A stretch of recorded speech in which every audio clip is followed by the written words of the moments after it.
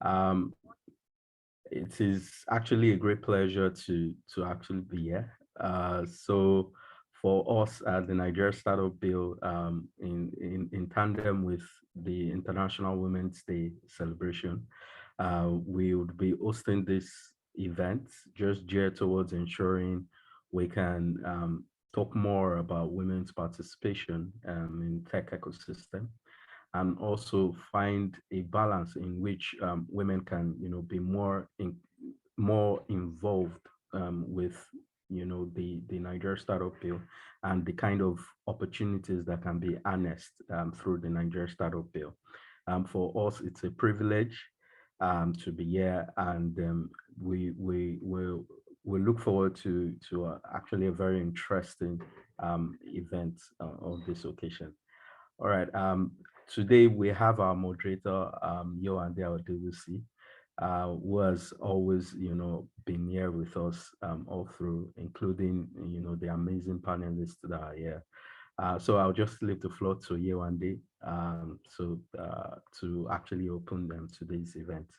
All right. Thank you very much. Thank you, Victor. Good morning, everyone. I just had to check it was still morning, but good morning, everyone.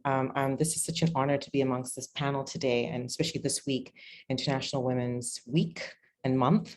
And we're celebrating women who are championing as founders and investing in companies, championing, developing the ecosystem, getting the research out there, creating an inclusive environment, influencing policy across in the country and across the globe. So I will first said the theme for today, and let me introduce myself. Victor said I'm Yoande Odewusi, but last time you guys saw me, I've sort of changed my role.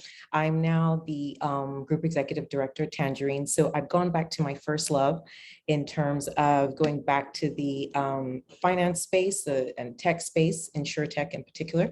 And it's great to be back. I don't feel so left out. When I was on the BBC side telling the stories, it was great, but now I'm back in the thick of it and I'm really enjoying it. So let me, this series today is focused on enhancing women's participation in the tech startup space. It's a big issue because we're seeing that the investments are skewed to male founders. We're not having as many. We're seeing a lot of interesting bright sparks, but not as many as we'd like. And we'd like to find out the discussion today, why that is and how we can encourage it and what is in the startup bill that will make that happen. So I'm going to introduce our panelists today, who are amazing. By the way, I don't know whether I should be blushing or what. If I'm gushing, guys, please just allow me. So I'll start with Tammy Marcela Wilbur. She's a leading investment professional and an executive with over 15 years experience across deal origination, execution, portfolio management, exits, business building, board management in developed and growth markets across a number of sectors, technology, healthcare, financial services. She's currently the executive director of Evercare Hospital in Lekki. If you haven't seen it, you need to see it. It's dynamite, and it's setting the tone of how healthcare should be in Nigeria. And it's wholly owned by TBG Capital. Prior to this, she was the West Africa deal lead of a health fund. She's a co-founder and partner at Kairos Angels and the Magic Fund, and she started her career at Goldman Sachs. She's a firm believer in the power of private capital to transform lives and is passionate about harnessing the power as a catalyst for profound and root change globally. So she's committed over $500 million in, let me stop there. Let me repeat that. So if you're looking for funny, you know who to go to. $500 million in private partnership capital across strategic sectors globally. Welcome, Tammy.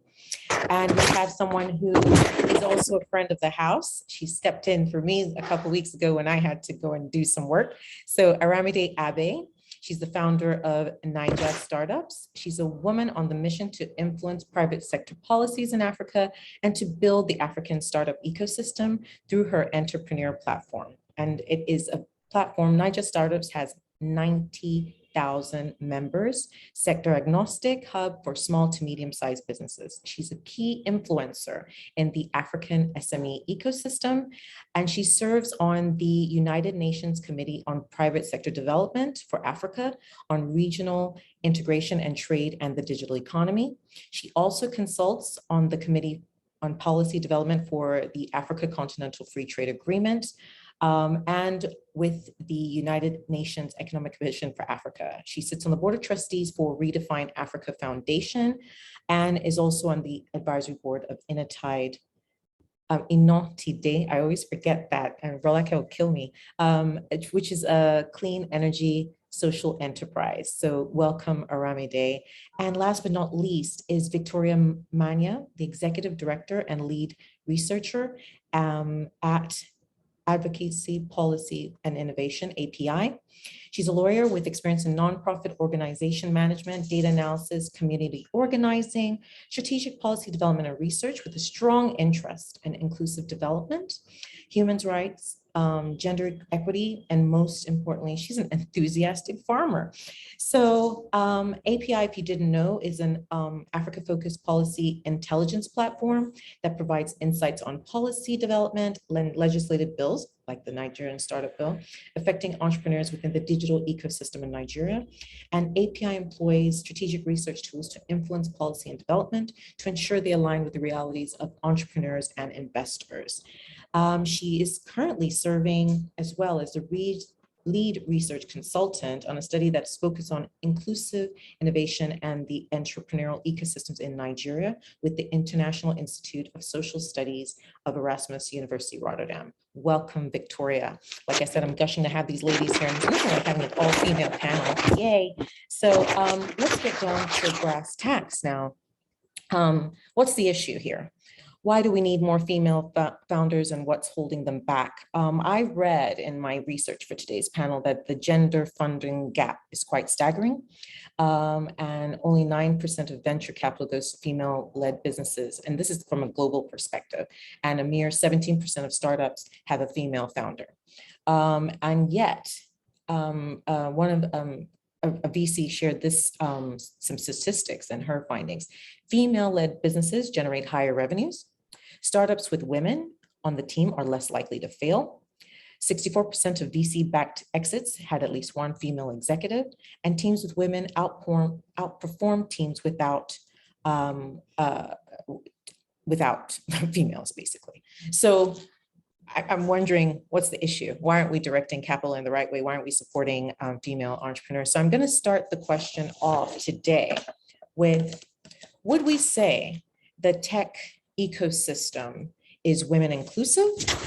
And if not, why do you think is the reason for the gap? And we have to start with Victoria here because she's doing all the research and she's going to give us the stats on this. So Victoria, over to you.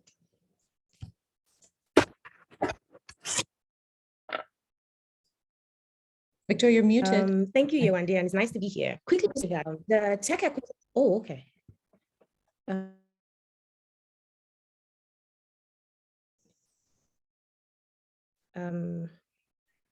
Can you hear me?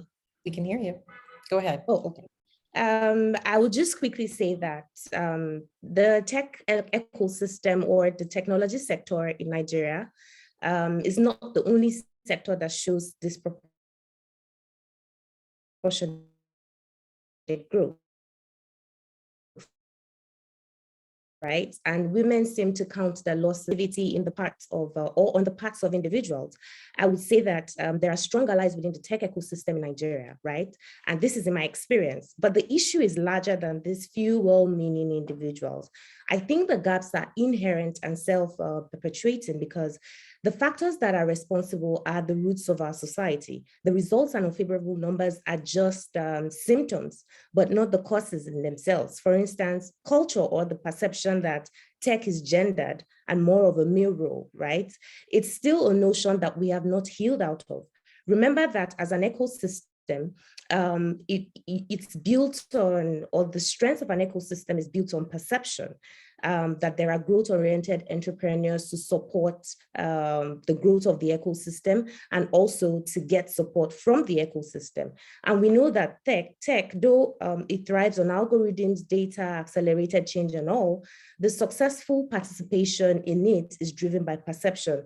That is why you have all these low funding numbers, irrespective of the value that women are bringing to the table. The perception affects the risk culture. And the belief that women will deliver. See how majority of the top and successful female techpreneurs, starting with some of us on the table here, are graduates of schools abroad. You know, inspiration does not come from within our culture for women. Skills acquisition is a challenge across board. So for now, I would concentrate on the culture that prevents or that ensures a low enrollment in STEM. You go abroad and suddenly you realize that you have untapped potential. I think a major gap is that we inherently, through these biases, fueled by socialization, connote that the female gender should be associated with SMEs, informal and necessity-driven entrepreneurship, or support roles within the tech scheme of things at best. Ladies on this panel must have their struggles, you know, they must have their stories of liberation. Even so, there are still elements of challenges with perception that they have to deal with when it comes to funding. While a male entrepreneur struggles with infrastructure, policy uncertainties, and other physical issues, females struggle with the labels of multiple vulnerabilities that include doubts regarding their intellectual prowess and resilience in tech business or within the tech space. This is not to say that there are no women from within, you know, Nigerian schools who are making it, but the point is that the numbers are few. The numbers are almost insignificant. As each generation of technology is better than the last, it builds new technology faster, right? So the same way it develops and fosters the perception around those who are drivers. The gaps are generational. We are inheriting and passing it on, you know, if nothing is done about it. Thank you. Thank you. But I like what you said about the females are struggling with the labels that are put in front of them, enhancing or highlighting their vulnerabilities. So how do you think, and I'll just bring in Aramide on this, in terms of what sort of vulnerabilities are they putting in front of us that make people think, oh, female and tech, the perception should be, no, she should go and do another sector. Not that they're not important, but they're not going to be valuable in the tech space. Well, what sort of vulnerabilities do you think they're putting in front of us and highlighting and accentuating?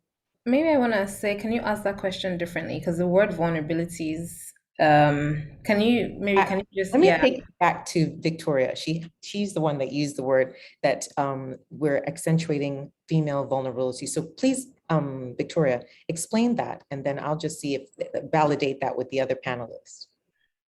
Okay, so my point about females struggling with labels of multiple vulnerabilities is that we are struggling with perception about our delivery, our capacity to deliver, our capacity to be driven. I've heard people in the past say, oh, now woman now, you know how women they be, you know, so those kinds of statements have a way of mounting, you know, roadblocks. And while you might have, the male counterparts have physical, you know, challenges that you can somehow succumb, right, with the right connections, with the right networks, with the right venture funding. A woman is struggling with perception, what people think about you. So the moment they see you, they first of all see the vulnerable labels that they have attached to you. She cannot deliver, you know? And with that, where do you start from changing the minds of people? So that was what I meant by multiple labels of vulnerability. Okay, thanks so much for that. Yes, so I tend to always use not just a Nigeria lens, I use a Pan-African lens, I use a global lens when I kind of just assess these things. And she's quite right in the sense that there is a gap for many reasons. She touched on one, which was culture. Yes, culture is a major issue across. So it's not just for tech, it's for everything else. And then when it comes to women's funding, I like what she said in this second part of her answer. There's a whole thing about networks, right? So for me, what I've seen being someone who has established a growing network is the men have this access to this. We call it the old boys club. You have it in Africa, you have it in the West, you have it on Wall Street, you have it, you know, in private equity venture capital. And that allows for them to have access to informal conversations that then translate to funding. But women don't necessarily have that. And I think another thing I'll probably touch on is maybe if we had more men starting women-only funds, for example, then we'll get more of that, because a lot of the time women are doing these things, not many, but they are starting, but it takes time because again, it's new. It's again, to the culture part, people are digesting it and it's taken time. We're not where we were, what, 12 in 2012 or 10 years ago, like someone put it on LinkedIn yesterday, but we still have a way to go. So there's a space for, or there's an argument for culture, there's an argument for the fact that also women in so access to capital based on networks. There's something else for, there's another case for the fact that women are not getting into tech roles because they just have this perception that tech is only for gentlemen as well. So it's not only the perception on the other side, it's also women thinking, oh, tech is only coding, or tech is only, so there's so many things. Tech is very broad. So that's the third thing. I guess the fourth thing, I don't want to just jump ahead of you, is fund management, right? So we need more women fund managers. So I do like, the fact that Tammy and other people are investing in women and also just different types of enterprises, right? But we need more of that. We need more women with skills to be equipped that then they can set up funds to support women, because they can relate to the issues that women are addressing, the reasoning for maybe why things are done a certain way. So there are many things coming together, and it's across the board. So it's all over the world. So there is a lot of effort now in making sure that there's more access to funding. It's still, we're still rewriting the narrative over and over. And again, of course, in Nigeria, coming down to the NSB, we need to re-emphasize that each time. But also from a communication standpoint, allow all stakeholders to understand why this is important and not just say, oh, it's a quota thing. So I think maybe that's what I'll add. I don't want to not answer the question. I just wanted to build on from what Victoria was saying. Thank you, Aramide. So you've gone straight in there, but the network, I think that's something we don't really appreciate the value of. I'm all about it. To be honest, if I'm to go into a story, I could write a book about leveraging your network, because half of the time the job is not about applying online. It's about, or even getting that funding, it's about knowing who is going to make the decision and get in there for them to see you visibly. What is your, as opposed to seeing the vulnerable damsel that's applying to build a business. So I'm going to go straight into this issue of funding. It is an issue. So I'm going to bring, of course, Tammy onto this bit of topic. So is it backing great funders regardless of gender, or how do we really get, is it true? Let's first start there. Is it true females are getting, males are getting more funding than their counterparts? And what is the reason for this? And how do you think we can tackle this challenge? Or do we just say, I'm only backing, great founders. I'm not looking at gender. Tammy. Look, it's a very good question. So if I sort of contextualize the scale of the problem, I think Britta Bridges published a report in 2021 where they actually revealed that over the last 8 years, only 3% of this $1.7 billion in investments that went into African startups went into female-led startups. So I think that stat in itself just tells us that it's a real problem.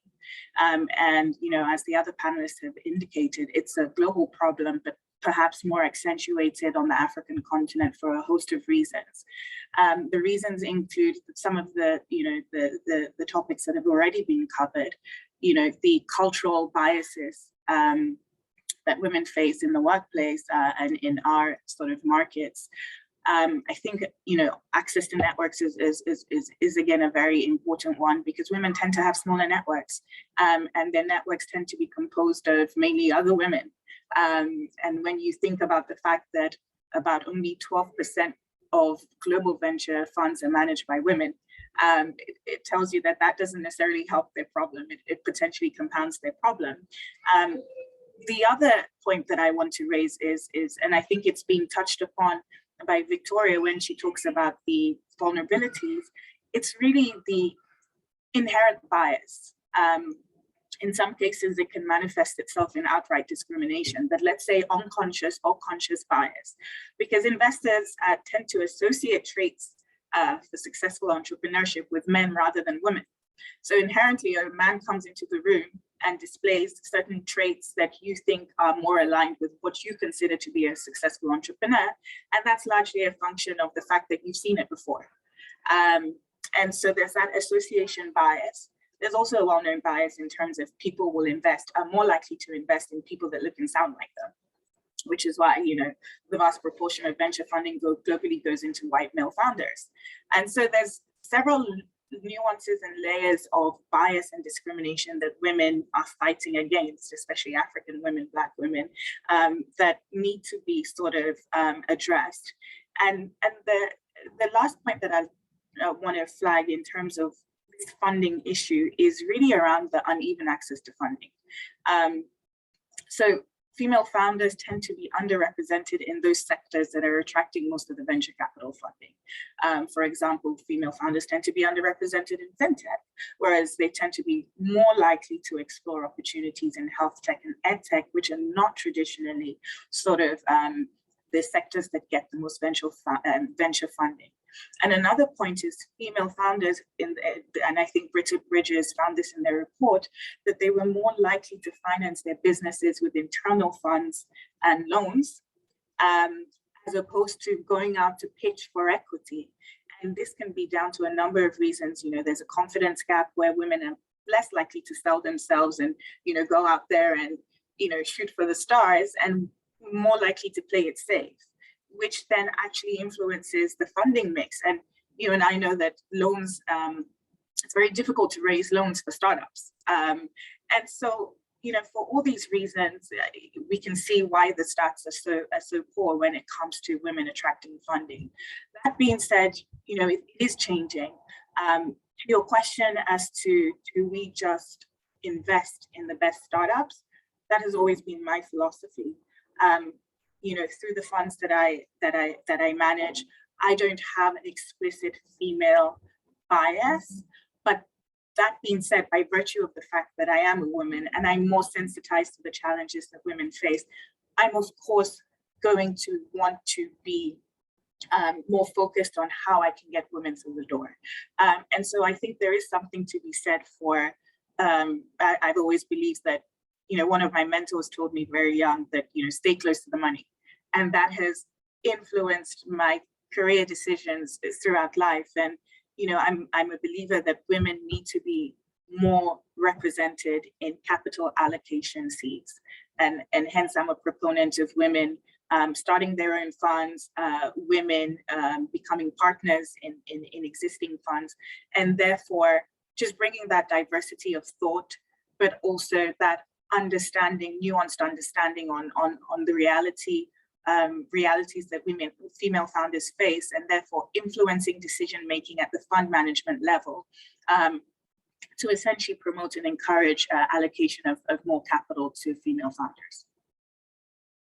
Thank you. I took something home for what you said there in terms of, if the investor, I look like who I'm investing in, I'm more likely to invest in them. We all know that, right? But it's just hearing it just makes it like, do we need more Black female fund managers so that when a Black female entrepreneur or startup is asking for funding, we will likely get it. It's so many things you have to think of, right? You're thinking about my wonderful startup, I'm going to change the world. And you're not thinking about especially when we're thinking about the business, right? I know we all get bogged down by what we're trying to create. And so we're forgetting about these important things. They shouldn't be important, but they are in terms of getting access to funding, right? In terms of, are you speaking the language? Does he know you? Did you go to that, coffee shop? And I didn't want to say club people, but, did you go to where they're seeing you and they know you so that it doesn't become a thing? Did your brother play football with them 20 years ago?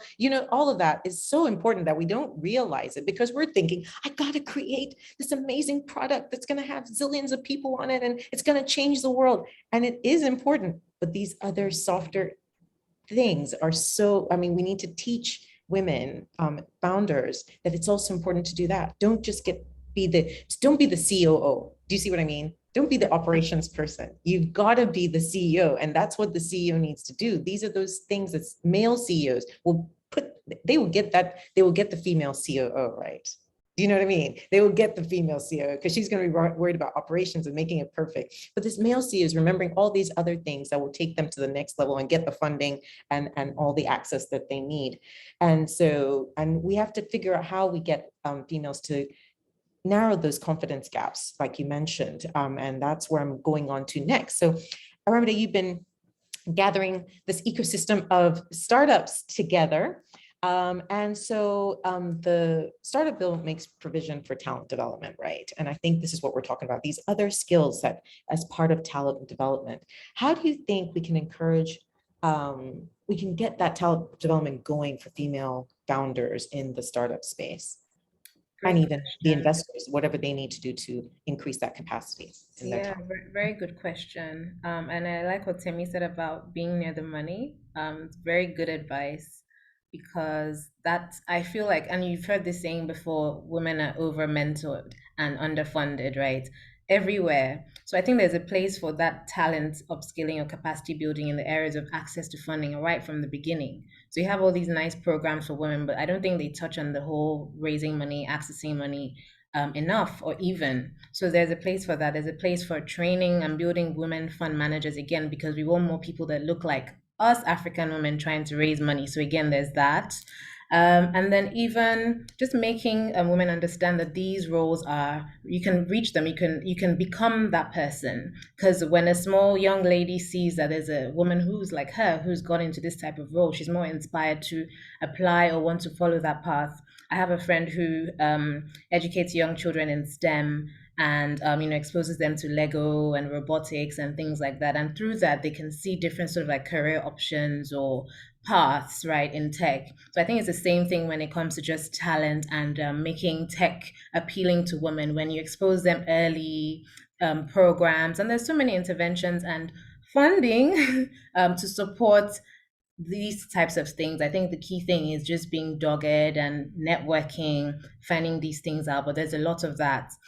So my other hat, which wasn't mentioned, I suppose maybe that wasn't part of my bio. I also lead programs in international development in jobs for youth and entrepreneurship. And so at the policy level, with the African Development Bank, at the policy level, we try to ensure that a lot of our programs, or in fact, all our programs across Africa now, when it comes to job creation and entrepreneurship, there's a whole 50% gender mainstreaming thing going on. So even that, you can see that at the national levels, at the policy levels, people are recognizing that there needs to be more space made and support given to women. So the narrative has started, the action is commencing, and so we'll begin to see that more. But for the place of accessing funding, because we can talk all we want, we can talk about talent all we want, the money is where it is. So we need more women accessing funds, more women fund managers, more men championing women funds. But I agree that maybe having a women's only fund may be limiting in certain respects. So again, the key thing is just ensuring that there is some mainstreaming of gender. It doesn't have to be 50%, but at least that's a start. So to talent, I'll probably say yes, upskilling for accessing funding and capital, and then of course, just training and interventions for building more women fund managers. Thanks, Aramide. I like that in terms of mainstreaming gender, not over skewing it, but mainstreaming it, putting it out there in the focus. And in terms of, I really do believe in men championing women, right? You know, he for she and those sort of slogans, because I always say that the men were already in the room. The men already had access to the fund. So if a man reaches out to help a woman step up, or bring them into the fold, you're going to find other men are going to follow suit, as opposed to a woman bringing them in. That's my experience, but I think they're already there. So we need to figure out how we leverage them to pull us up or help us in the fund, get access to the funding, remove the bias, like we said, the vulnerability bias that they're looking at us with and saying, no, she's a genius. Do you not know what she's done in her career and what she's built and all that? So you just find when the person, like, you've got to have that advocate. And I just think more female advocates are there, and we need more of them, but also the male advocates are going to really help in this space as well. That's my personal opinion, but leaving that aside. I'm sorry to cut you short there. I actually agree. I saw a gentleman friend's status yesterday saying he would opt for the Minister of Women's Affairs to be a male. Oh my And God. it was controversial, but he made sense in the sense that then It'll become perhaps an, men will listen, right? So people no, will I totally agree. do you get what I mean? And so that is the thinking to the point of advocacy. So you're right. Just to add that, it was quite funny, but it's what it is. It is, because they just think that's the role that they can give a woman. And they'll say, there's one woman minister there, she's a female. But imagine if they put a man there, everybody would put up in arms, but you know what? He'll probably get more done in terms of impactful work and bring the right people into the fold, just because he can talk to the right lingo to the other male ministers in that sense. Okay, so Victoria, back to you in terms of, look, what is in the startup bill that can help women position themselves better? You're the guru of the bill on this panel today. So just tell us in terms of what can women benefit from the startup bill as it is today? Okay. Yewande, let me start by, can you hear me now? I hope I'm on mute. Okay. I agree with Tammy, I agree with Aramide, and everything you have said about having allies within the male group. And I also wanted to say something when Tammy was speaking, proximity to masculinity as well. And when she says that women control just 12% of funding globally, and if you have, more women within your circle, then you may be at a disadvantage. And this is because of this reason, the proximity to masculinity and the pressure to speak in the male language, which would mean that even female managers would, give more funding allocation to male founders, because of that pressure. I want to sound like the men. It's an unconscious bias, and we need to deal with it. The hearts are right, but the hands are tied. Yeah. Because the biases just make it so. It's the way we roll. And coming to your question about the startup bill, I think the provisions of the bill are well thought out, if I'll say so myself. Its provisions, when operationalized, will support STEM education for females. It will showcase female trailblazers. It would help mentor women for leadership or for leadership roles, to create that equal opportunity and equal access. Because while we are addressing STEM gaps, we also need to be addressing side by side the gender gaps, to consolidate our wins. And it would ensure a path towards a gender equal reward system within the ecosystem, because this is really pertinent. Now, one of the major benefits of all of this is that it would address issues around awareness. It would address issues around resocializing society, and women in particular, from the idea of playing catch up within the tech ecosystem. The talent development will also address the mismatch between skills and what is needed, in the market, no doubt. But transcending that, it will create equal access for women. It will go on to address and cure the notion that tech is gendered. It's a huge problem. It's a huge, huge problem. The startup bill also aims to emphasize the strengths, that emanate from the intersection between being a woman or a woman's inequalities and the skills she brings to the table. So for women, I think positioning themselves will mean being available, when the opportunities for change emerge, available to learn, available to be mentored, available to belong to networks of people that support you, available to lead, readiness to be taught.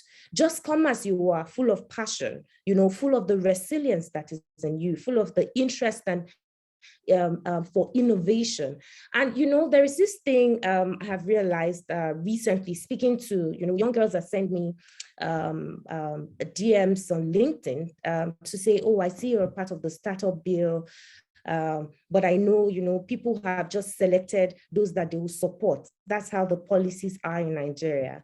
But I hope that people watch this and know that this bill aims to do the talk, aims to walk the talk. So people, young women, need to take advantage of this. In the bill, there are provisions for capacity building, because we understand there is a gap. there's a need to re-socialize people. In the bill, there is access to equal funding. In the bill, there are tax incentives. In the bill, there are incentives for even people that work for you, you know. So for women, I think you need to take advantage of what is in this bill. One, by supporting. A mere reading the bill, you would understand where the gaps are, assuming you are aloof of what the issues are in Nigeria. You know, we have this tendency to overgeneralize, and so it whittles down the nuances of what the challenges are. But when you read the bill, it unpacks all these challenges one after the other, and it addresses them from their sources, from the roots. So for me, I think women positioning yourself would mean to me being available and, you know, taking that bold step to break the bias. Sorry for sounding cliche, but yeah, that's what we are about this month, right? So yes, it's a two-way street. While others are fighting for you, you should be fighting for yourself. Yeah. So now we've brought in breaking the bias. So in terms of, okay, I like this, positioning yourself. So we're hoping that we have a lot of female founders or potentially people aspiring to be female founders here. We're saying position yourself. So let's get to brass tacks, and this, I'm bringing everybody into the conversation. So I don't know what we're going to do, raise your hand, you know, one of those hand things on Zoom, in terms of how, let's get down to practical items in terms of how do I position myself? This is one thing to say it, right? And we probably know how to do it here, but let's teach people. This is the whole point of this NSB series in terms of teaching and capacity building, in terms of getting ready for this startup build that's coming. Okay, who wants to give me some tips? Couple tips. How do I position myself? I'm a startup, female startup founder, and I'm lost in the world of startup dumb. How do I position myself to take advantage of these things that Victoria just mentioned, the capacity building, access to funding, the mentoring? How do I do that? Victoria, do you want to kick us off in terms of practical tips? I don't want any high level. Yes, practical tips. Find the mentor. Find the mentor, bug that person until they become your mentor. LinkedIn is there. You see what people are achieving. Tammy is here. Aramide is here. Guys, if you're watching, follow these guys on LinkedIn and bug them down. You know, before now, I used to wonder the use of a mentor. When people say, oh, my mentor said this, my man, I'm like, huh? What does mentor? But now I have realized that through your mentor, right, you get so I studied law, and in law, there is this principle of law that says you cannot give what you do not have. So it means that if you are associating with Mr. A, and Mr. A only has words of affirmation to give you, that is all you get. But if you are associating with Mrs. B has words of affirmation. She has networks, you know, her networks to connect you to. Yewande, you said something at the beginning about the usual Niger slang, now who you know, right? It is about who you know. It is true. Find you a mentor. Mentors are practical drivers towards achieving your goals. They will tell you when you need to, when this is a no-go. They will tell you when, oh yes, you actually do this, meet this person, talk to this person. You would not imagine the number of consultancies and stuff that, you know, mentors have really hooked me onto. Like, it's amazing. You cannot imagine until you are in there. So you need to connect yourself to the right persons. And these right persons will support you, support your ideas, support your team, you know. And I will not say look for mentors and leave it at that. That's why I'm mentioning names. I'm trying to be practical. These people are not hallowed beings, you know, and some are nice enough to respond to you on LinkedIn. My first mentor responded to me on LinkedIn, you know, and unfortunately, I got a mentor when I had exited the university. I didn't have one while I was in the university, right? Imagine how far I would have gone if I had the access to a mentor at the time telling me, oh, when you get out, you have to do this, this, this, and that. I only had my parents trying to guide me, right? But they didn't read the course that I read. I wasn't interested in the path that they told. So they can only help me as much as parents who are loving and willing to support could help, right? But a mentor who is within your sector knows, the mistakes they made. So you don't have to make them. They know the things that waste your time. So you don't have to waste your time doing those things. There are certain things in Nigeria you keep following, and you think your hard work, putting in so much time will pay off, right? And it keeps going and frustration sets in because you don't have a mentor to tell you, look, this thing gives you the justification that you're putting in the work, but it's not going to yield any productivity. I'll let the others take over. The mentors, guys, follow them. Find a mentor, as Victoria has said. I'm going to get a sign on that. Find a mentor and put it out there in my office so that all my team can see it. All right, who wants to contribute to this? Practical tips, positioning yourself to exploit the Nigerian startup bill. So just one nuance that I'd love to add. I mean, controversially, and it's not to undermine anything that Victoria has said, but I've never had a mentor by the sort of traditional sense of it. And it's something that I think about all the time. I'm like, what do people do with these mentors? But I would say sponsors are important. We've talked about how women can be over-mentored and underfunded still, right? So it's a mentor, but one step further. It's someone who is going to agitate for you. It's someone who's going to go to battle for you. And I would say there are pivotal points in my career where there's been that one male sponsor that has put his neck out and agitated for me getting a seat at the table. And so I would say absolutely mentorship, but also mentorship with added value in the sense of maybe even sponsorship, because those are the people that are going to propagate and agitate for you even when you're not in the room and you don't know it. The other thing that I would say is network. I mean, we've talked about the importance of networks. We've talked about how much this is a relationship game. And I always say, I use the 3 C's. So it's commit, connect, and continue, right? So you commit, it can be as practical as saying, I'm going to meet 2 to 3 new people this week. And you are targeted and intentional about committing to meeting those people, establish common, mutual interests, common rapport, and then continue that process. Because really the whole venture capital game and technology game is really about storytelling. It's about building connections and it's about building confidence. The most important thing you will do as a founder is your elevator pitch. And that is a function of practice.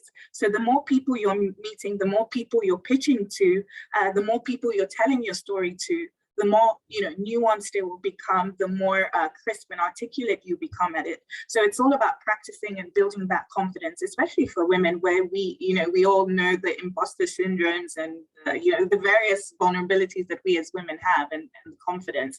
And then I would say there's a trifecta. So it's about knowledge, community, and money, right? And so knowledge in this day and age is ubiquitous, right? So you've got your podcasts, you've got your blogs, you've got your books, you've got your newsletters. Community is very important. Networking will help you plug into the right communities. But now there's so many communities of female founders that you can plug into: Tech Lady, She Code Africa, Women Who Code, Tech Her NG, like join these communities. And then the money. So look at the accelerators, the incubators, the female-focused funds that are out there. You've got First Check Africa, you've got Greenhouse Labs. So the good thing that I would say, and sitting from a capital allocation seat, is there are so many pools of capital that are proactively looking for female founders, which is a good place to be, because if you've got the right combination of idea team, then you can actually approach these pools of capital and they're more inclined to listen, because they, quite frankly, want to do the work. More than often, the challenge we see as capital allocators is just that we're not seeing enough of these deals. We're not seeing enough female founded business pitching to us. And so, don't fall into that trap of not pitching. Go out there, get your ideas out there, and get the support through community and networks. People, I'm taking that home. Network, commit, connect, continue. It's not a static thing. That's one thing I always tell people in terms of networking. You don't pick up the phone when you need them. That's a bit annoying. I even find it, if you need me and I haven't heard from you for 5 years. So it's like, oh, not that you won't pick up the phone call. Don't get it wrong. But like she said, you've got to keep that rapport going. What's going on? What's the latest? That type of thing. So it doesn't seem like you're using the person either. So you always have to find that balance. And also this thing of a sponsor. So like you, Tammy, I only got my first mentor this year in my grand old age. I'm so excited. But like I had sponsors, I would say. I didn't know that's what, prior. I was, I don't have a mentor. I don't have anybody, but I had sponsors that were always, looking out for me and advocating for me. But yes, I think, and even when I think of my mentor now, he's still a sponsor mentor, a combo. So I really think people need to understand those differences and where you need one that's mentoring you, one that's sponsoring you. If you can get a combo, even better, and that sort of thing. And this issue of knowledge is ubiquitous. The internet is a beautiful thing, but community linked with the networks is very important. And also going into this, the money is out there to be tapped into. So many accelerators for this and that, and incubators for this and that. It's just a case of you have to put yourself out there and be willing to face rejection, but it's not a big deal. You know what I mean? Apply to another one. There's 100,000 more of them. So keep going. Aramide, let me bring you into this conversation. Practical tips. Positioning yourself. I'm not quite sure I have a very technical sort of like recommendations, but there's a few things I've noticed during the course of building a community, working with many women. I think there's a place for reciprocity as a community builder. I find that when you go in on networking, this is what I want to get. What are you bringing to the table? So, I have mentors or sponsors, I don't know what you call them now, but I think they came from relationships, actually, like genuine relationships. So I built relationships with these people. I have loads of friends in their 50s and 60s, and some of them have sponsored me into, I suppose, positions and things. So maybe you can't necessarily quantify the value in the short term, but it does have a lot of like value, like long term. So it's about, okay, so what are you trying to achieve? And building authentic relationships, because you have like stunning career women like you, Tammy, Victoria, maybe like 2,000 people trying to get your attention or get you to mentor them. How are you going to do it? But if you have someone who genuinely adds value somehow, not necessarily because you're looking for value from them, but they will catch your attention. So I think for me, that is the first thing. There's also a case for identity. I know that's my new sort of narrative on every webinar. I don't know why. I think knowing yourself is key, right? There's so much women have to offer, but a lot of us don't realize that. So we're looking for things all the time. But meanwhile, we have a lot, right? So we're resourceful. And so I think that whole introspection helps to position yourself very well. So wherever you find yourself, once you're clear on who you are, honestly speaking, there might be someone who's in the room and thinking, okay, hang on a minute, let's have a conversation afterwards. And that opens doors for you. So for me, I know it's kind of fluffy, but I found that that these things work. They actually work. And, I like what Victoria said, mentorship. So there's a lot of, in fact, I was just looking on my WhatsApp, there's another program. So there's mentorship. I think take advantage of those mass mentorship programs because they also help you equip with certain skills, maybe even confidence building and those types of things. But remember that true value of like relationships comes from that reciprocity, which goes into networking as well, right? So it's not about, okay, people can already even smell when you're all about what you can get all the time. And so it's almost like, yeah, here we go again. But I think that place of, like genuine intentionality, right? Big picture view, that will help you. So that's from me. I like that, having a clear identity, because if you're going as a me too, sorry, never mind the pun, but you know what I mean, in terms of I'm the replica of everybody else in the room. How do you stand out? How am I going to remember you? You're trying to, like you mentioned, you're in a mentorship conference or some sort of tech conference, and you're saying the same thing and you look the same thing. Sometimes those t-shirts with the branding is actually kind of annoying. You know what I mean? It's like, y'all look the same. How am I going to remember you? So, making sure you've got that unique identifier that I'm going to remember you and see where you're bringing value to me is going to be really important. So I really like that. So it isn't fluff, Oramide. What do you mean fluff? That's really key stuff. Come on, you go in there sounding like everybody else. How are you going to get visibility? So moving on a little bit in terms of, okay, I'm going back to Tammy. You met as an investor, you said at the beginning of the conversation that a lot of female founders are focused in areas that don't get the funding, like the health, the ed tech, and whatnot, and where fintech, which is where the money is. So how do you think we could get more women involved in tech, and especially in the tech spaces that are getting the funding?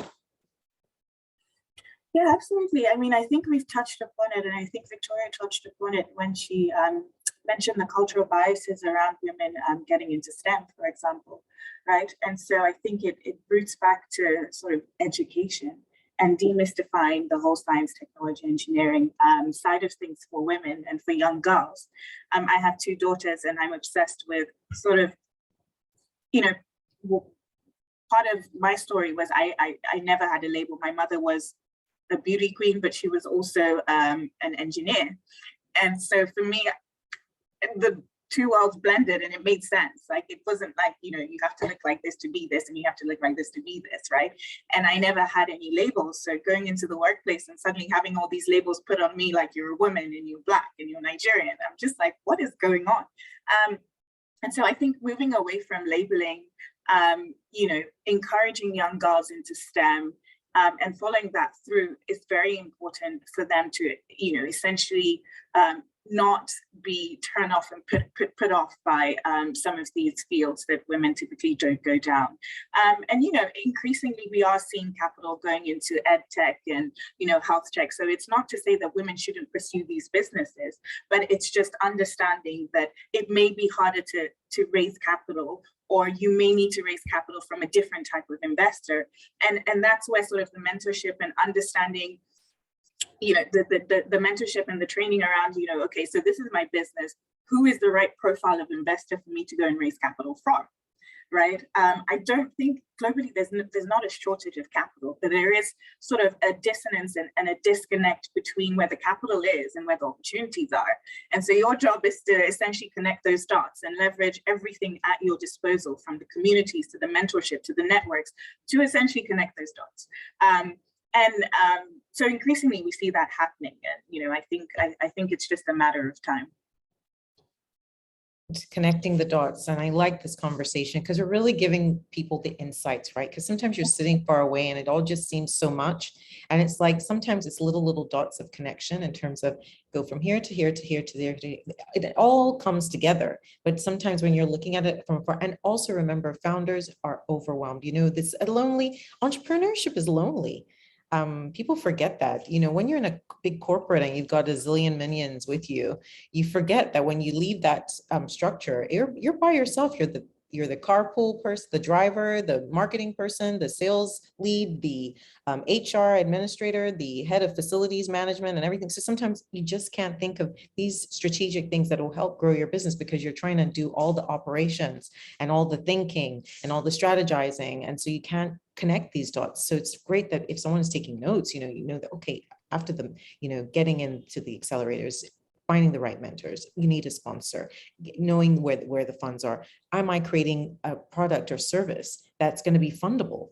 Are they interested in funding that? It's nice to do what is nice to do, but, you know, at the end of the day, you've got to be practical. Does anybody want to fund that? You know, take a real reality check. And I think that's what we need to step away from as women in the startup space, in terms of, it's nice for you to like your thing. And that's great. I used to say that when I managed an innovation fund, you like your thing more than I like your thing, but I have the money. So you need to take a step back and just realize that I'm giving you practical tips in terms of this thing, it needs to sell. I'm not giving you the money for my health. So I guess it's that sort of taking a step back to listen, absorb, like you said, or someone said earlier about the learning and constantly getting that information. What is trending? What is the math and the science saying? Should I be moving left? Should I be moving right? Not just staying stagnant in one position because I like what I'm creating, and then you'll like it alone. You know what I mean? And so we need to also teach them about that pivoting, adjust the product and service to meet the demand. What does the market want? What do the funders want to see as well? Because like you mentioned, and I've left that world now, it's the storytelling, right? It's how you position what you're creating, how it impacts your communities, how it's being uptake, and then of course, profit, and, you know, the P&L, it's making some money as you do it as well. So that is really critical in there. So I hope people are taking copious notes from Aramide, Tammy, and Victoria, because look, if you see my paper, I've written all over the place. So I'm even taking notes in terms of that. And so the next thing I'd like to move on to in terms of, and Aramide, because you've got this community that you built in terms of and I think it's been discussed here, but I want to just, so that people can take those cliff notes. We've mentioned, the accelerators and the incubators. What other resources should startups, and especially women, female founders, be looking at in terms of identifying the opportunities and the resources you need to exploit them? Good point. For example, networks like ours, we have a good net. It's almost like a go-to, and it's been quite helpful, especially during the pandemic, which was a very stressful period for founders, right? So yes, accelerators, hub networks, virtual ones like ours, training programs. I think for us, what we tend to do is kind of aggregate all sorts of things. So you would have information on accelerators, grant opportunities, warm chats, discussions with founders, or office opening hours. Can't remember what they call it. Sorry.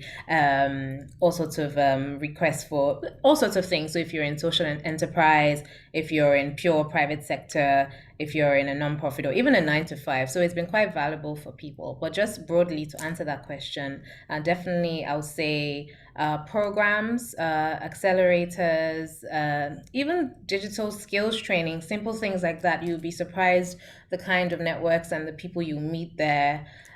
So I think taking advantage of what is around you, but also being intentional about accessing the information, right? So go out and look for it, go online, like just look these things up, leverage your network, because you might realize that there's people around you who have all this and you didn't even know. What else? Am I missing anything? I think that's pretty much it. Victoria keeps mentioning LinkedIn. It's a very powerful tool. And I think I only realized that 2 years ago or 18 months ago. Like, it's wow, where have I been? You know what I mean?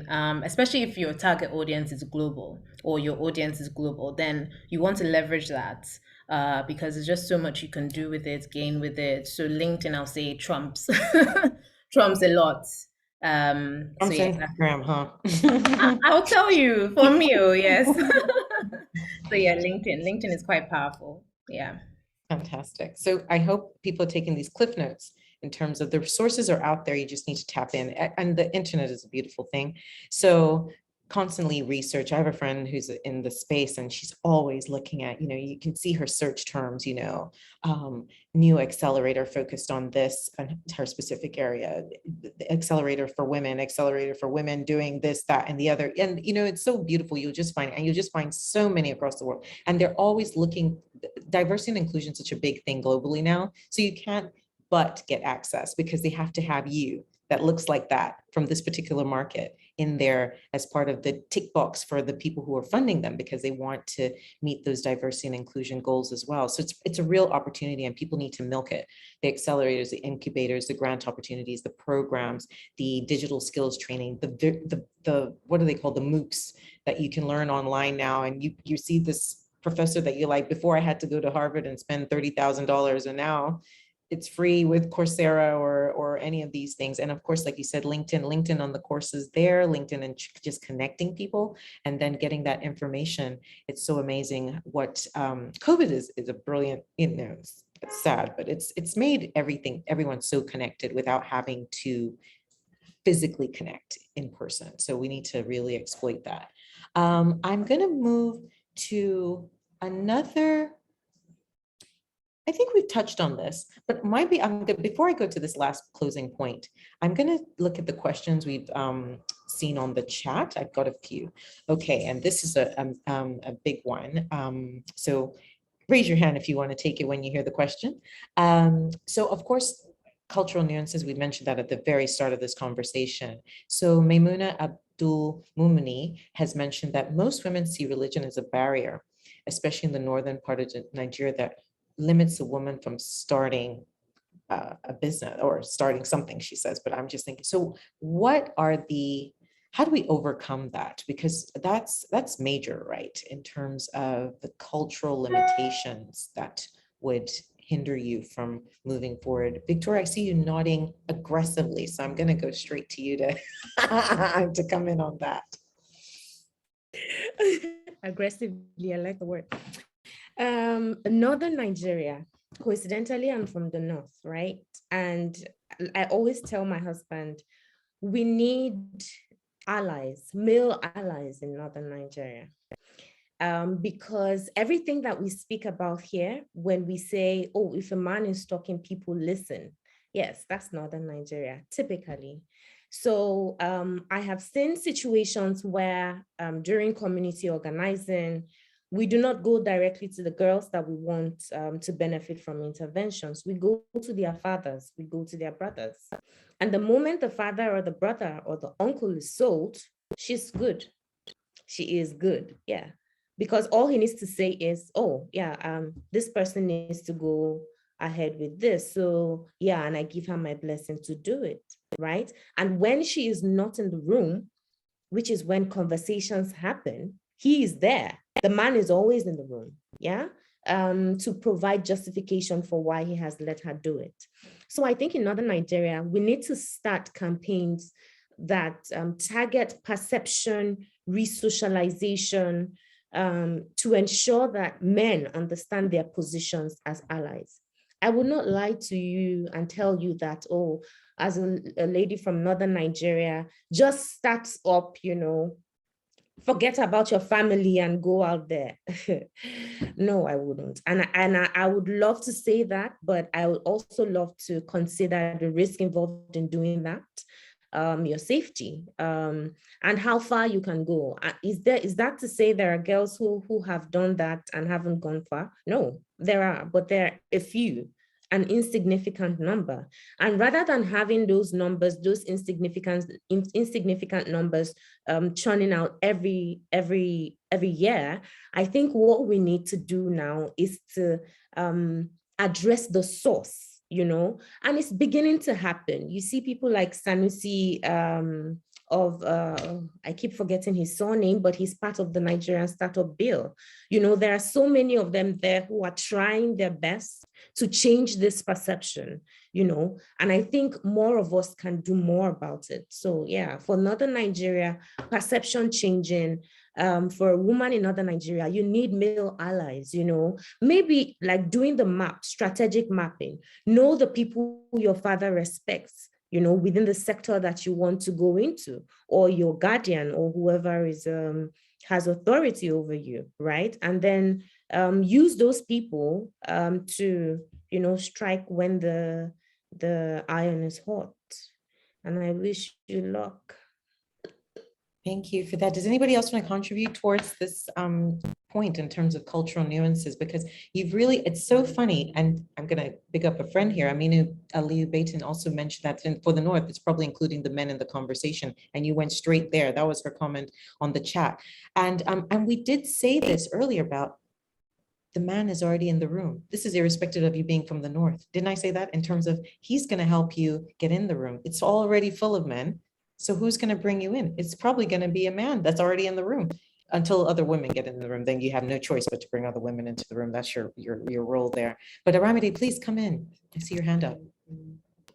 So I'm no expert, but I love what Victoria said. I don't know that we can use a one approach for a nation like ours. I think we have to consider the cultural diversity, religious diversity, and then customize the strategy. So she mentioned strategic mapping, absolutely correct.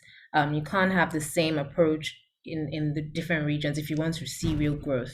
So just to maybe just rehash that, because I think that was really powerful. You have to customize it across the country, across the geo zones, political zones, religious zones, and work with the champions in those regions as well.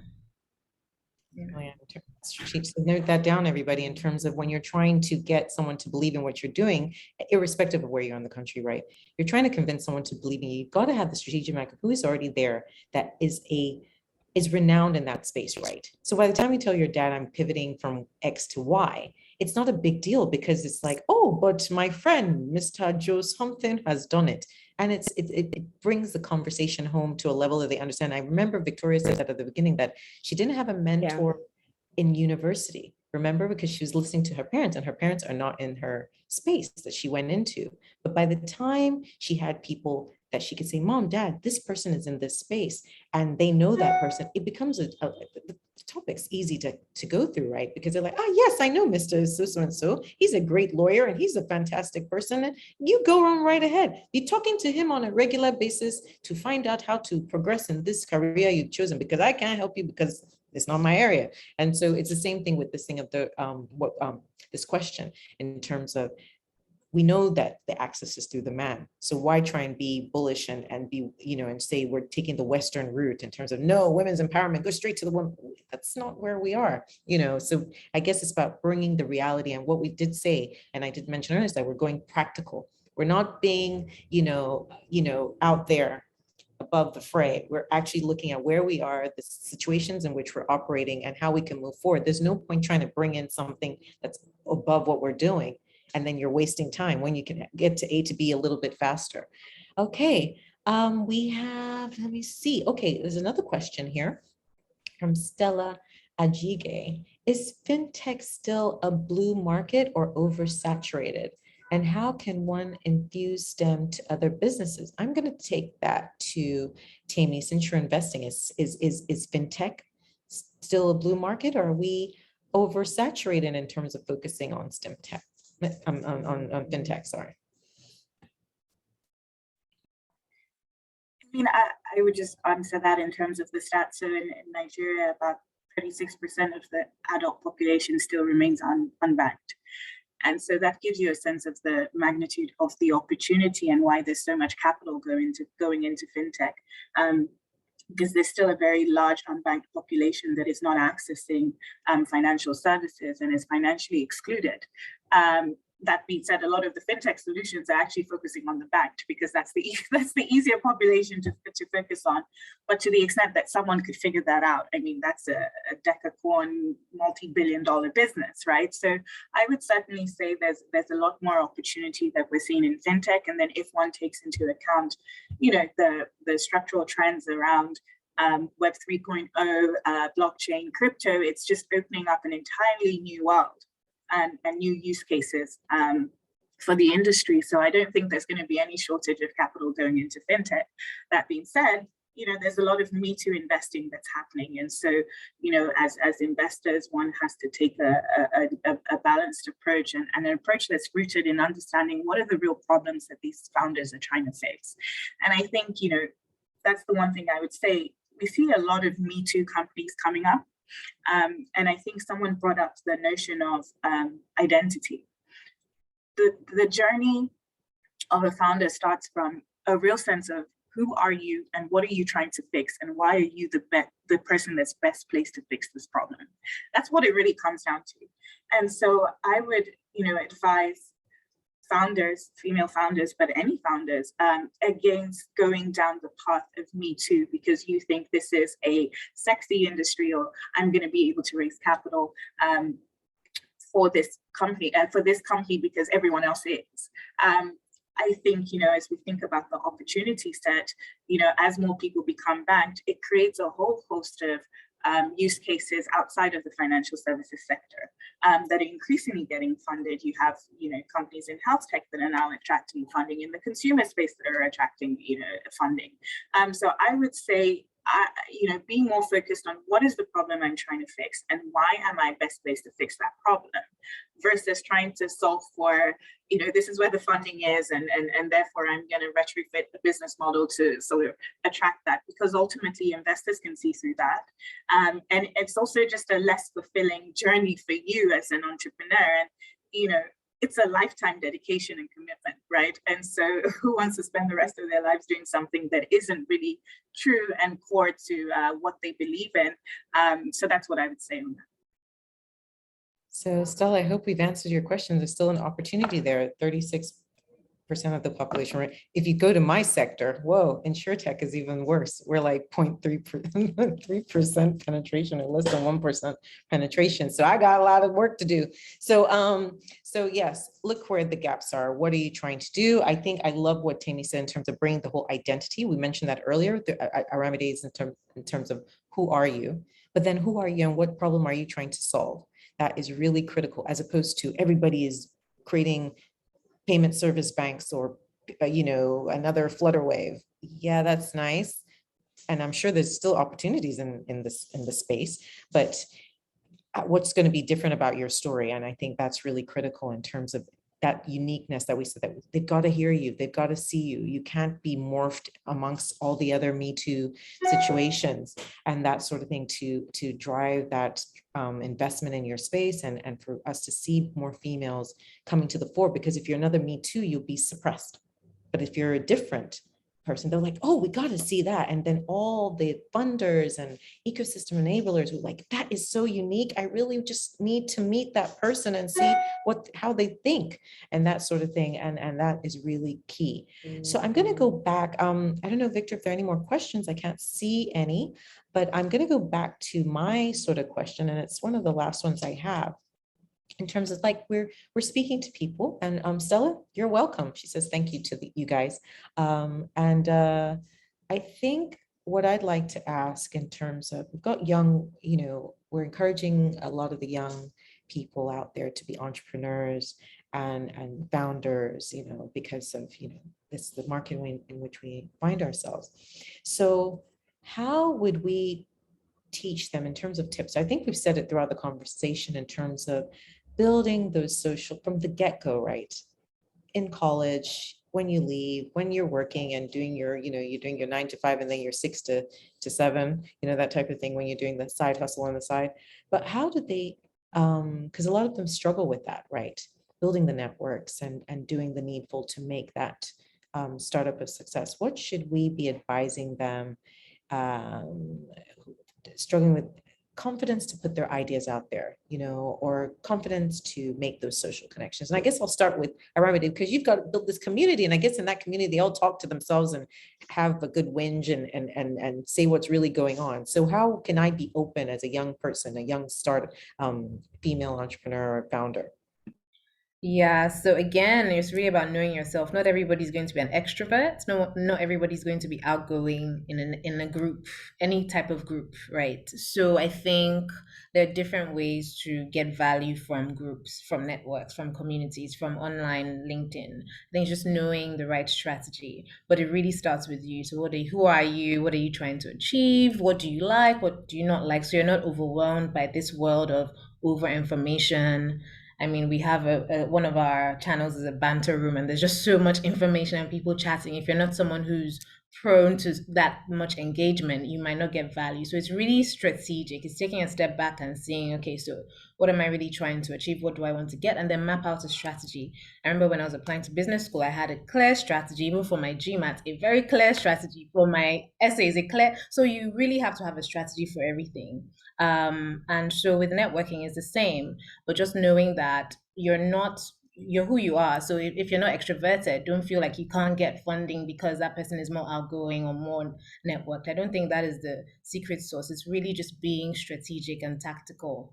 Is that the word? Yeah. Just so that then you know how to get the most out of it. So I think that is where the power is. And then you can get guidance on how to go about that. So you're clear about where you want to go, what you want to achieve, and then you just map out a strategy. So that will probably be what I'll say. I like what you're saying in terms, I'm a strategy person, so I like to plan before I even, get up. So I guess that's really key in terms, it's true. No, it's sad actually. So I think it's just about that plan, because some people just go, I'm going to be an entrepreneur. And I had this conversation with my sister-in-law.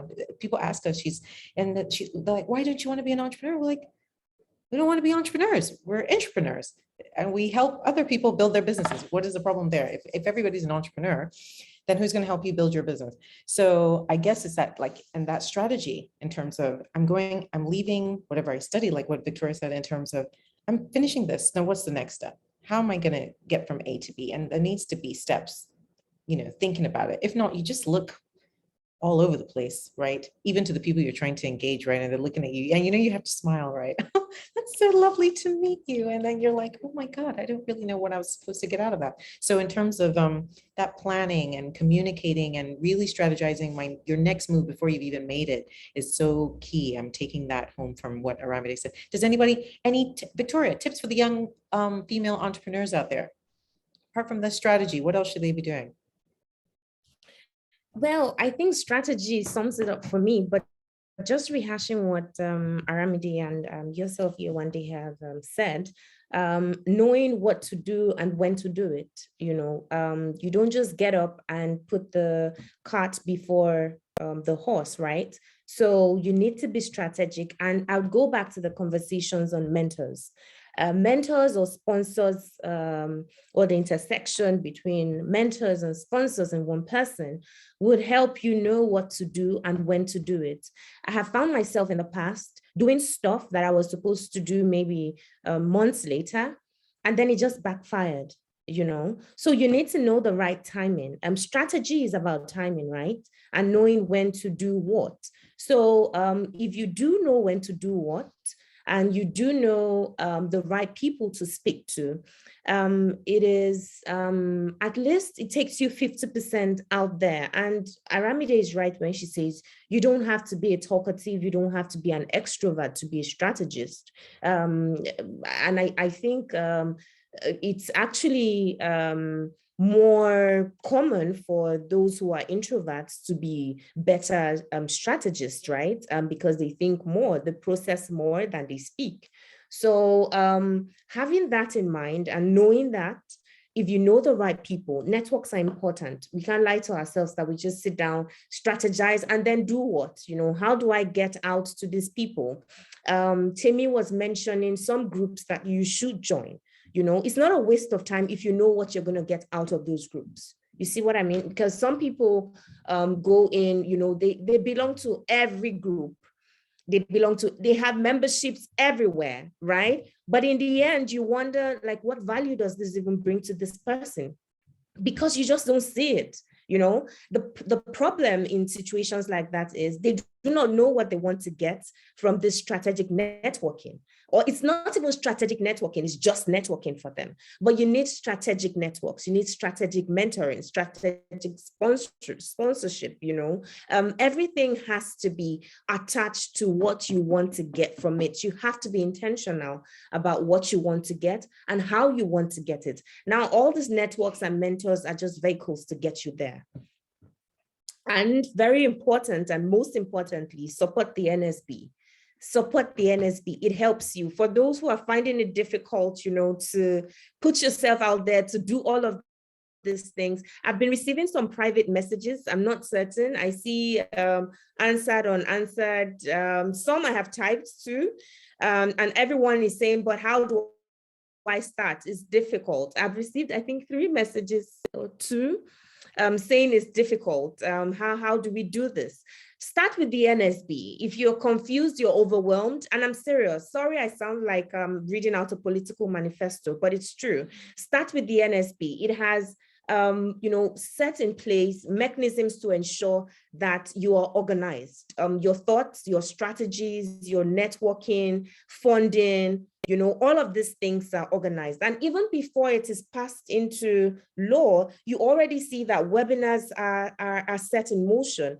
Capacity building platforms are already set up by the NSB. So if you have issues, maybe, send an email to all the contacts out there for the NSB, explaining the issues that you have. And we see where it goes from there. You'll definitely receive support. So support the NSB and it will support you. Thank you, Victoria. And Tammy, last note, young person out there, what point are you going to give them? Female startup, female founder, how do we make a move? So I would say fail early, fail often, but fail forward.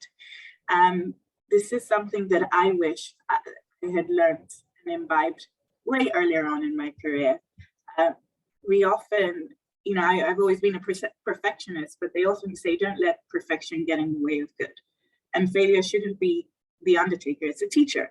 And it sounds somewhat indulgent to say, but it's so important, especially if you're thinking about going down the track of entrepreneurship, because entrepreneurship is inherently rooted in uncertainty. You're trying to create things that haven't been created before. And there is a process where you will have to pivot. And men are very good at pivoting. It's like, I started here, but I ended here, and it's just a pivot. I'm like, actually, they're unrelated, right? But women, we like to be intellectually honest, and we're very hard on ourselves. We need to get away from that. And it's, I always say that, and success in life really comes down to grit and being ready to stay the course. And entrepreneurship is a marathon, it's not a sprint. And so when you fail, and you fail often, you develop that muscle of grit and being able to bounce back, and the resilience that is required for you to ultimately win. And so I would say, obviously don't, make sure that you have the right support systems that mean that you can bounce back, but do not hold yourself back, because, this game is about your ability to be in the arena, to take those hits, and to keep on getting up, because you have something that is driving you, that is that sense of purpose and conviction, and that why that is driving you. So demystify the notion of failure, get out there, do it as much as you can, and build that muscle. Brilliant. I am just enamored. So I'm going to recap. Thank you so much, ladies. I mean, like I said, if you guys, if not for the blurred thing, I've got like 2 copious notes here, but I'm going to recap what I've learned this afternoon, because I mean, it's been amazing to have these 3 ladies on, giving the perspectives from a founder, from an ecosystem builder, and from a policy developer, and someone who's doing the research to get what is happening out there. And I will say first is about positioning yourself. We said enhancing women's participation in tech startups. You've got to position yourself, right? You've got to have the right networks. You've got to have the mentorship in terms of someone to guide you, someone who's already gone ahead. If someone can sponsor you to open the door for you to move a little bit faster, that helps. Having the right networks, and that someone is talking about you before you've gotten there, or you can reach who you need to get to, because you have a plan. The strategy is a step-by-step plan that has to be articulated in your head, on a piece of paper, wherever you're articulating, but you need to work steadily towards it. And in terms of identity, before you do, in that strategy, you started with saying, who am I?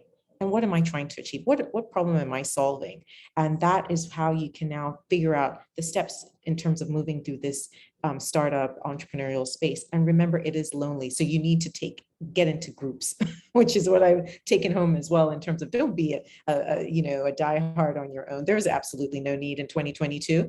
There are accelerators, incubators, programs, groups, and grant funding where you can test your ideas before you start going to meet Tammy. Test your ideas first with some grant that speaks to your sector, and then build it out in terms of business support. I've seen a comment here, so business support. Some grants are for that, literally the business support to make your business plan sound ready to be put in front of a Tammy, because sometimes we think we can do this random business plan, and then it gets to Tammy and she's like, oh my God. So you need to really leverage those tools and resources out there. And with the startup bill, as we've mentioned, and I'm going to give the website so people can read what's in the bill before it comes out and position yourself accordingly. It's www.startupbill.ng. So look at what is available. There's training, there's going to be access to funding. They're trying to make sure there's equal access, irrespective of your gender. And also all the making sure that you are getting your legislators to do the right thing for you. And the bill is not going to pass itself. We also have our role to play in getting this through as well. And another thing I'd say from Tammy's earlier comment is that be near the money. There's no point trying to get the money and you're so far away from it. Try and network to get a little bit closer to know what do they want? How can I position my product or service? And what Tammy mentioned just now, the pivot. If it's not speaking the language of that fund, is that the fund you should be applying to? You need to really read the room, as they say, and therefore you get more traction. And other opportunities in the bill is the STEM for women, the capacity building, the talent development. All of that needs to be exploited, because that's why they made such a holistic bill that's not just saying, okay, give us access and make a policy that allows us to open up startups. It's saying there's a whole ramification of things, funding, talent development, talent retention, skills building, and that we might not have. And in terms of, we're all leveraging social every day. LinkedIn. Sometimes you don't need to go physically anywhere. Leverage the fact that there is this social network. Make sure your LinkedIn is very strategically set up to show who you are and what you're trying to do, so that when you're connecting with someone on LinkedIn, they can see the value. Aramide mentioned that in terms of reciprocity, the value you are also going to bring to their table, as opposed to you just reaching out to them for what you need. And that will means it's a win-win on both sides, which will lead the conversation to move faster. And from what Tammy just mentioned, fail early, fail fast, and fail forward. Don't dwell on it. A rejection is not a bad thing. It's a teacher. Go and figure out, what did you submit that didn't work? What should you ask? Call them back. Hi, why did I not get into the fund? Or why didn't you fund me? Oh, and feedback is good. It's never negative. It's something that you can use that to build your business, tweak your business, and learn from. You cannot stay in one. The train cannot just keep going in one direction. You need to, that's why there's got so many networks when you look at the train networks, because you need to U-turn, go up the hill, go down the hill. So I think we just need to be very practical in terms of, this is business, and it's not emotional. It's very much be strategic, tweak and learn, and then you'll get to, and reach out to those that can advise you and sponsor you going forward. So thank you so much, ladies, this afternoon. And I would just say thank you to my panel. I had Tammy Wilbur, Victoria Mania, and Aramide Abe this afternoon on our panel discussion for International Women's Month. I don't want to say day because we've moved past that. It's the month, our month of March, and we want to see more female founders, more female funders, more females, tech businesses becoming unicorns, and just build this ecosystem. And also, like we've said, leverage as the startup bill comes to play, understand it, know what you can exploit from it, and know the opportunities that are there, and of which there are many. So don't feel caged, just put yourself, and be willing to learn from whatever rejection or no's you get, because a no can become a yes just by tweaking. I'd want to say, just tweak what you put out there. So thank you, everyone, and thanks the NSB team as always, and we'll see you soon. Thank you. Thank you.